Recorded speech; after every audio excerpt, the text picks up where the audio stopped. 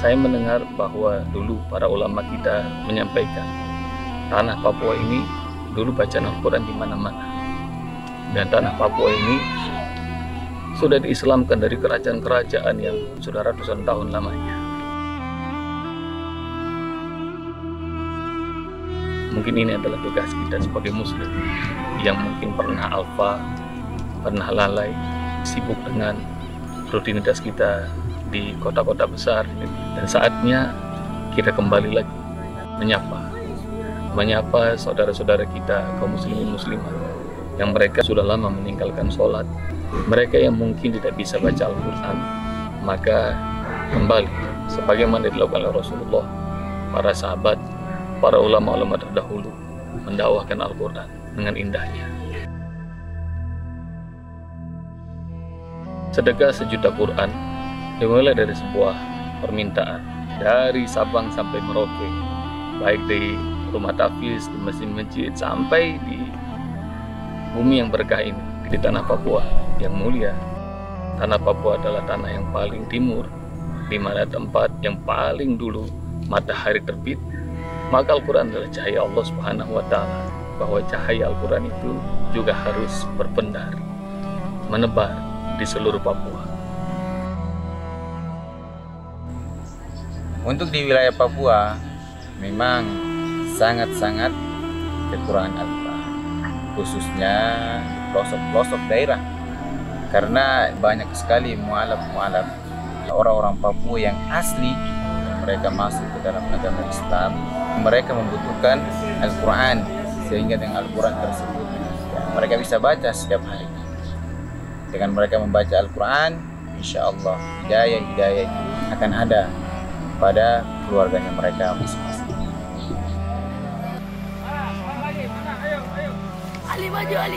Karena alamnya yang banyak sekali pedalaman dan kampung-kampung yang sulit untuk dicapai, lalu kemudian surau-surau, masjid-masjid yang Al-Qurannya masih untung kalau masih ada.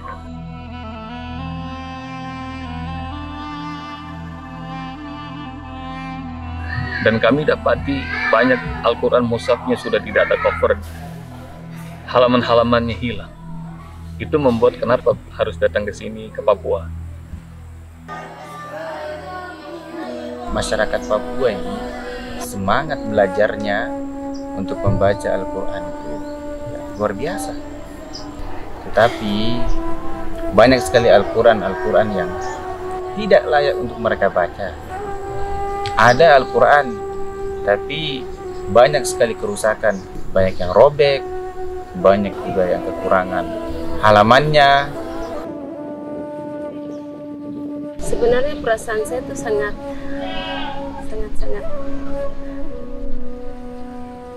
sedih, karena mereka ingin mengaji, tapi Al-Qurannya juga banyak yang layak tidak dipakai, mereka masih pakai. Terus sebagian besar sudah tahu mengaji, terus sebagian kecil mereka ingin mengaji dari Iqra. Ya, Iqra sama Al-Quran yang kita butuhkan. Saat mendistribusikan Al-Quran, saat menyusuri sungai-sungai, medan-medan berbukit, tanah-tanah yang hijau, kemudian masuk ke pedalaman,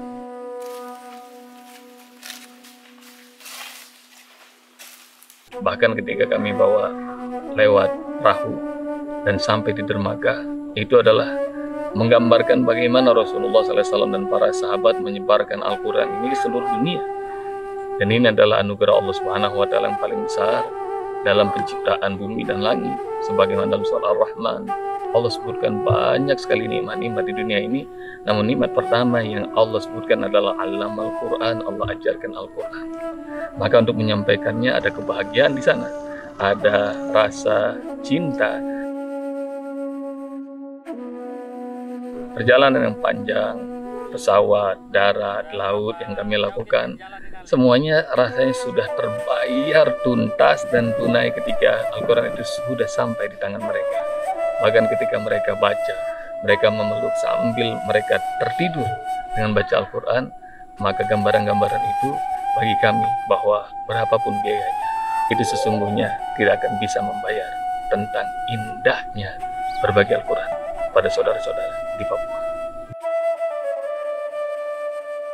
Dengan adanya Al-Quran sudah menyebar di bumi Papua yang kita cintai ini, maka insya Allah itu bisa menjadikan cahaya-cahaya di pelosok-pelosok negeri, sehingga anak-anak Papua bangunlah spirit dan kualitas dirinya menjadi anak-anak yang soleh, yang berbakti kepada orang tua, yang berbakti kepada negerinya, yang berbakti kepada Allah Subhanahu wa Ta'ala. Ini ada oleh-oleh, ada yang mau?